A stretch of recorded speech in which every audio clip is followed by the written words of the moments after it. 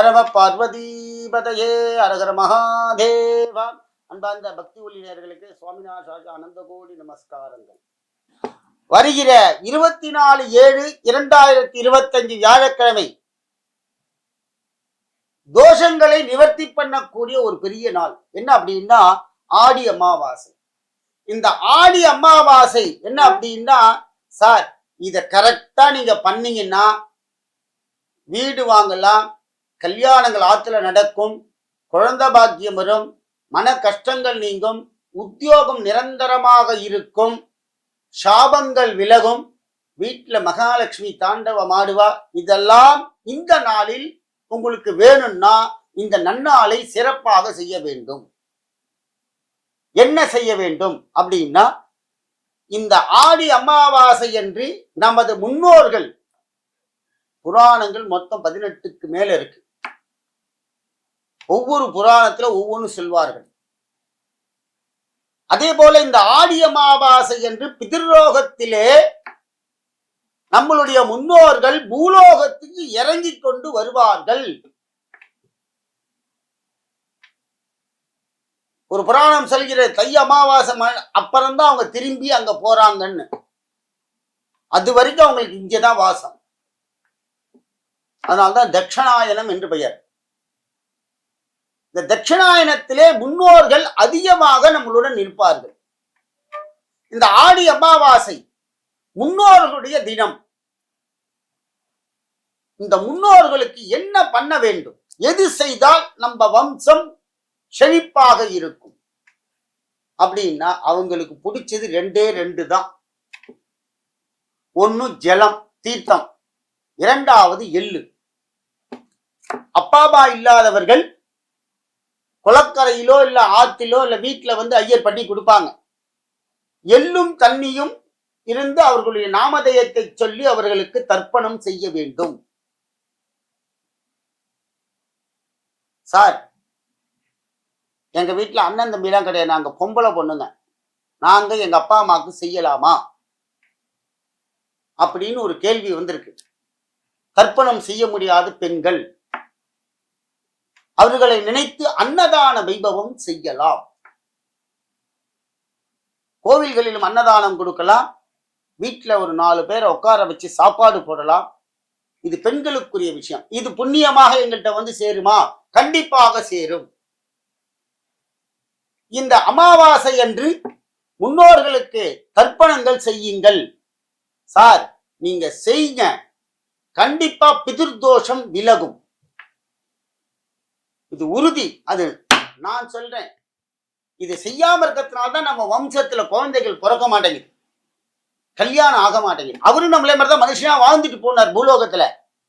மனுஷனா இருக்கும்போது பல அயோக்கியத்தனங்களும் நல்லதை கெட்டவை இரண்டும் சேர்ந்து செய்திருப்பான். ஆனா அந்த பூலோகத்தை விட்டு இந்த உயிர் போனவுடன் இந்த பூத உடல் மறைந்து விடும். அவன் அந்தரங்கத்திலே நிற்பான் ஆத்மாவாக. அவரு அவப்பாக்கு செய்யல, அந்தரங்கமா அவப்பா நிக்கிறார். இவரும் போயிட்டாரு, இவரும் செய்யவில்லை. தாத்தா செய்யல, அப்பா செய்யல, புள்ள செய்ய மாட்டேன்னு உட்காந்துப்பான். பார்த்தா இவனுக்கு பிறந்திருக்கும் புள்ள ஜாதகத்தை நீங்க பாத்தீங்கன்னா கண்ணீர் வடிப்பேன். நானே நிறைய பார்த்திருக்கேன். ரொம்ப சங்கடமா இருக்கும். பிதிர்தோஷம் அவ்வளோ இருக்கும். வம்சமே கொடுக்காத அளவுக்கு இருப்பார்கள். சார் பூலோகத்துல அவன் அயோக்கிய பையன் சார் அப்படின்னு நீங்க சொல்லுவீங்க. அவன் பூலோகத்துல தான் அயோக்கிய பையன். மேல என்ன இருக்கான்? ஒண்ணுமே இல்லாம இருக்கான் சார். நாக்கு வறண்டு போயிடுமாம், தண்ணி கிடையாது, சாப்பாடு கிடையாது, ஒண்ணும் கிடையாது சார் அங்க. அதுக்கு என்ன பண்ணணும்? உங்கள்கிட்ட அவங்க ஒன்னும் கேட்கல சார். ஒரு டம்ளர் ஜலம், ஒரே 4 எள்ளு, அதை நீங்க இப்படி விட்டா அவங்க இப்படி வாங்கிப்பாங்களாம். தெரியுமா உங்களுக்கு? அவங்க 2 கையை அப்படி ஏந்தின்னு இருப்பாங்க. ஐயோ என் குழந்தை ஒரே ஒரு சொட்டு தண்ணி விடுவான அமாவாசையில், என் பசி ஆறுமா, என் தாகம் தீருமா, என் வம்சங்களே எனக்கு அழியுங்கள் என்று கெஞ்சுவார்கள். பாவங்க, நீங்க என்னங்க பண்ண போறீங்க?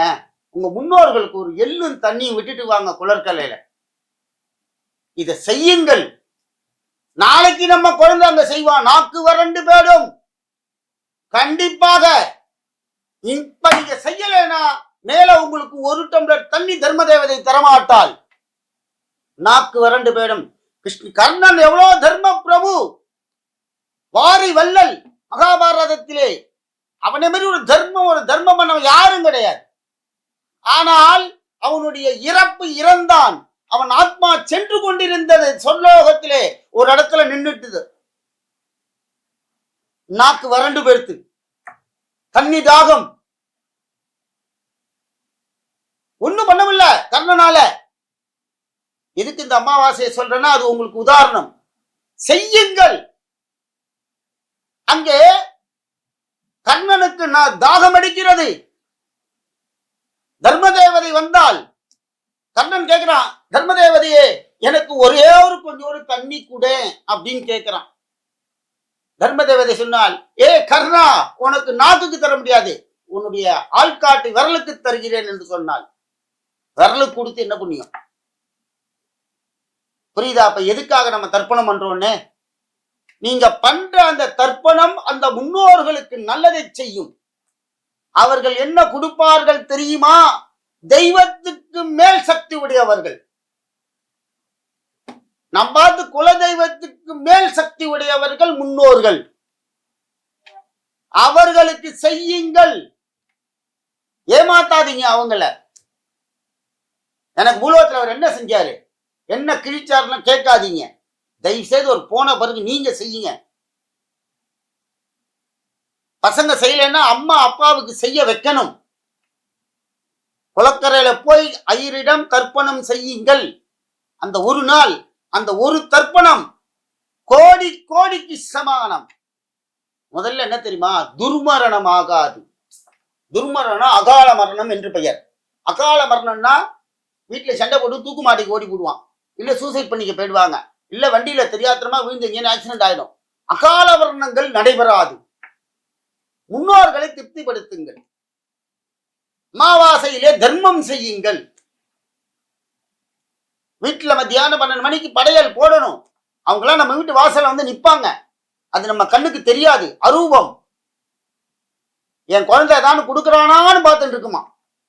நீ ஒண்ணும் பண்ணலன்னு வச்சுக்கோ, மகா பாவி. எப்படி மகா பாவி? மகா பாவினே சொல்லக்கூடாது யாரையும்.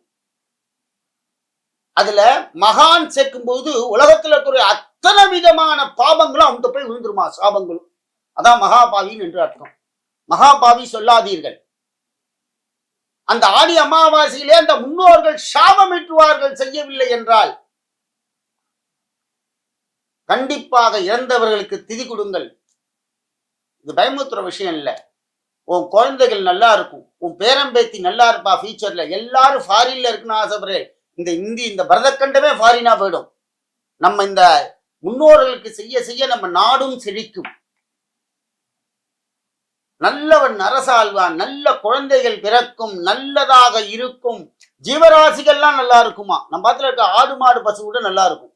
நாய் வளர்த்துட்டே இருப்பான், அதில் நாய் செத்து போடும். பசுமாடு வளர்த்துருப்பான், அந்த பான் செத்து போடும். முன்னோர்கள்லாம் இவங்க வழிபடணும். அவத்துல வம்சமே இருக்காது. கல்யாணம் ஆகி டைவர்ஸ் ஆயிடும். பையன் கல்யாணம் ஆகி விட்டுட்டு போடுவான், இல்ல பொண்டாட்டி விட்டுட்டு ஓடி போடுவான். குழந்தைகள்லாம் பத்து அனாதையாக இருக்கும். இதெல்லாம் முன்னோர்கள் சாபம். அதை சரிப்படுத்துங்கள். இதை சரிப்படுத்தலாம். இந்த அமாவாசையில திதி கொடுங்கள். ஆடி அமாவாசை, மகாலய அமாவாசை, தை அமாவாசை, இப்படி கொடுக்கலாம். அதே போல மாசம் வருகிற அமாவாசையிலும் போய் தர்ப்பணம் செய்யுங்கள். ஐயர்களுக்கு என்னென்ன காய்கறிகள், அரிசிகள், எண்ணெய் எல்லாம் வாங்கி கொடுக்கணும். சார் அமையா ஐயர் மூட்டை மூட்டையா திரும்ப, தயவு செய்து அது மாதிரி சொல்லாதீர்கள். நீங்க அதை நினைச்சீங்கன்னா அப்படியே பிதிர்தோஷமா மாறிடும். நீங்க கொடுக்கறது என்ன சார்? இத்தினூண்டு. அவர் வம்சம் சாப்பிடும். ஒரு பிராமணன் சாப்பிட்டால் பிதிர் தோஷங்கள் நீங்கும். ஒரு ஐயர் எத்தனை வீட்டுக்கு வருவார்? அதுக்குதான் அரிசி, பழங்கள், வாழைக்காய்கள் எல்லாம் கொடுக்குறார், காய்கறிகள்லாம். அவர் குடும்பத்தோட சாப்பிடுவார். மறுநாளைக்கு நீங்க கொடுப்பீங்களா? கிடையாது. அடுத்த மாசம் கொடுப்பீங்களா? கிடையாது. அடுத்த வருஷம் அவரை தேடுவீங்க. அதுக்குதான் அவர் வருஷம் ஃபுல்லா அந்த அரிசியை வச்சு சாப்பிடுவார். அப்போ உங்க பிதிர்கள் டெய்லி சாப்பிட்றான்னு அர்த்தம்.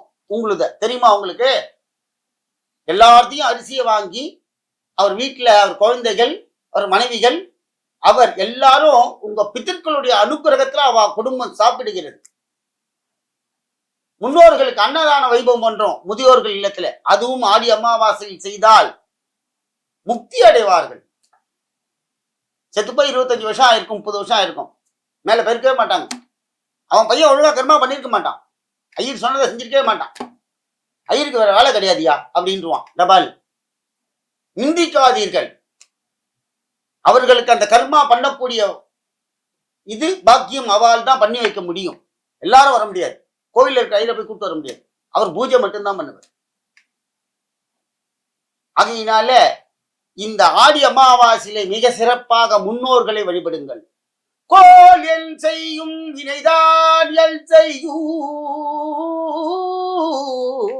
நவகோல் என் செய்யும்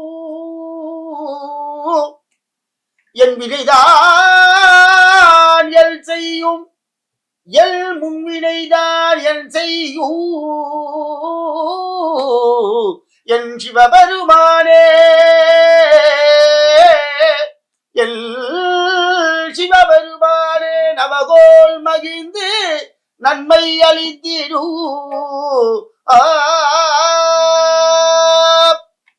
ஏன் இந்த பாட்டுன்னா, நவகிரகங்களிலே பிதிருஸ்தானத்தை உடையவன் சூரிய பகவான், பிதிர்களை ஆளுகின்றவன் சனீஸ்வர பகவான். பித்ருதோஷம் நீங்கணும் சார். அந்த நவகிரகங்கள்லாம் நம்மளோட ஒழுங்கா இருந்தா இவாளுக்கு நம்ம கர்மா ஒழுங்கா செய்வோம். இன்னிலிருந்த இந்த வர ஆடி அமாவாசையில முன்னோர்களுக்கு நிறைய செய்யுங்கள், அன்னதானம் செய்யுங்கள். முதல்ல தர்ப்பணம் பண்ணுங்க, தர்ப்பணத்தை விடாதீர்கள். அதுதான் உங்க வம்சத்தை காப்பாற்றும். இன்னைக்கு நீங்க கஷ்டப்பட்டு இருந்தாலும் பரவாயில்ல, நாளைக்கு உன் மகன் உன் சந்ததி, சார் எனக்கு எதுவுமே இல்லை நான் மட்டும்தான் இருக்கேன், உன்னுடைய ஆத்மா நன்றபடியாக போய் சேரும். கர்ண பகவான் மாதிரி தவிக்க மாட்டேன் தண்ணி இல்லைன்னு. அதே மாதிரி ஆத்துக்கு யார் வீட்டுக்குள்ள வந்தாலும் முதல்ல தண்ணி சாப்பிடுறீங்களா கேளுங்க. நாக்கு வறண்டு போக கூடாது. நாக்குனால் தான் எல்லாமே நடக்கும். சாபமும் அதுதான் விடும், ஆசீர்வாதமும் அதுதான் பண்ணும். அது தண்ணிக்குள் இருக்கிறது, அது வறண்டு போகக்கூடாது. வீட்டுல வரவங்களுக்கு தண்ணி சாப்பிட்டா குழந்தைகளுக்கு கூட கத்துக் கொடுங்க. நீங்க காப்பி கீப்பி எதுவும் முதல்ல கொடுக்க வேண்டாம், இந்தாங்க ஒரு டம்ளர் தீர்த்தம் சாப்பிடுங்கன்னு சொல்லுங்க. அது என்ன தெரியுமா பண்ணும் அந்த நாக்கு? மகா பிரபுடா இப்பதான் நாக்கு வறண்டு வந்தேன், ஒரு டம்ளர் தண்ணி கொடுத்தான் பார், க்ஷேமமா இருக்கணும் அப்படின்பா. காப்பி கொடுக்கட்டுமா நீங்க கேட்டுட்டே இருந்தீங்களான்னு சொல்லுவான், ஒரு டம்ளர் முதல்ல தண்ணியை கூட அப்புறம் காப்பி சாப்பிட்றேன்பா சில பேர். அதே மாதிரி அந்த ஜலம் பிதர்களுக்கு கூட ரொம்ப முக்கியமானது. அவளுக்கு வேண்டியதே ஜலம்தான். அதனாலதான் தர்ப்பணத்துல நிறைய ஜலம் விட சொல்றோம். அப்படி விட்டேன்னா உங்களுடைய சந்ததிகள் நல்லா இருக்கும், வம்சங்கள் நல்லா இருக்கும், ஆத்துல தெய்வீக கடாட்சம் கிடைக்கும். கெட்ட சொப்பனம் வராது சார். முதல்ல வீட்டுல அகாலமா, சார் எங்க வீட்டுல போன வருஷம் தான் சார் எங்க தாத்தா செத்து போனாரு, இதோ இந்த வருஷம் எங்க பாட்டி செத்து போச்சு சார் அப்படின்னா முன்னோர்களை ஆதரியுங்கள், சாபங்களை வாங்காதீர்கள் யாரிடமும். வீட்டுல பொம்மநாட்டின் சரி யாரா இருந்தாலும் வயதானவர்களுக்கு எல்லோருக்கும் மரியாதை கொடுத்து பழகுங்கள்.